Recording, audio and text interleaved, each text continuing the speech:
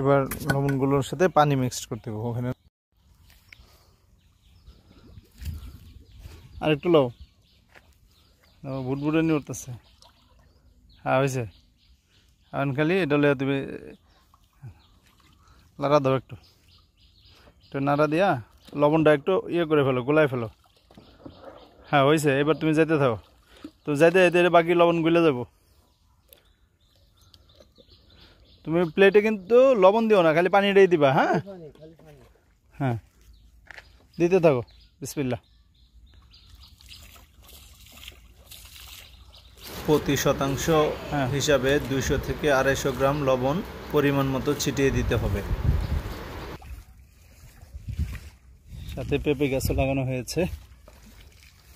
পারগুলো সঠিকভাবে যাতে ব্যবহার করা যায় সেজন্য কিছু পেঁপের চারা লাগিয়ে দিয়েছি।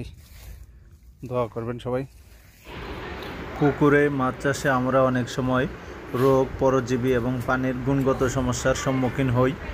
এই সমস্যার সমাধানে লবণ ব্যবহার একটি পরীক্ষিত ও সহজ উপায়। পুকুরের পানিতে সরাসরি লবণ ব্যবহার করা যাবে না। প্রথমে পরিষ্কার পানিতে লবণগুলো গুলে নিতে হবে এবং তারপরে ওই পানি পুকুরে ছিটিয়ে দিতে হবে। ওই যে দূরে আমাদের ইমান পুকুরে লবণ ছিটিয়ে দিচ্ছে। প্রতি মাসে একবার করে পুকুরের পানিতে লবণ মিশ্রিত পানি ছিটিয়ে দেওয়া উচিত। লবণ মাছের ইলেকট্রোলাইট বৃদ্ধি করে, তাদের ক্ষুধা বাড়ায় এবং তারা খুব দৌড়াদৌড়ি করে, ফলে তারা খুব বেশি খাবার খায় এবং দ্রুত বড় হয়। লবণ পরজীবী জীবাণু ধ্বংস করে এবং অনেক ক্ষতিকর ব্যাকটেরিয়া ধ্বংস করে। অনেক সময় লবণ উপকারী ব্যাকটেরিয়াও ধ্বংস করে, যার ফলে লবণ দেওয়ার পর প্রোবায়োটিক ব্যবহার করার প্রয়োজন পড়ে। আমরা সাধারণত প্রাকৃতিকভাবে তৈরি প্রোবায়োটিক ব্যবহার করি।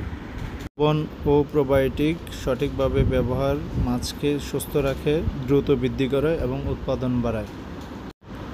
লবণ ব্যবহারের পর পানিতে প্রোবায়োটিক প্রয়োগ করা খুব জরুরি।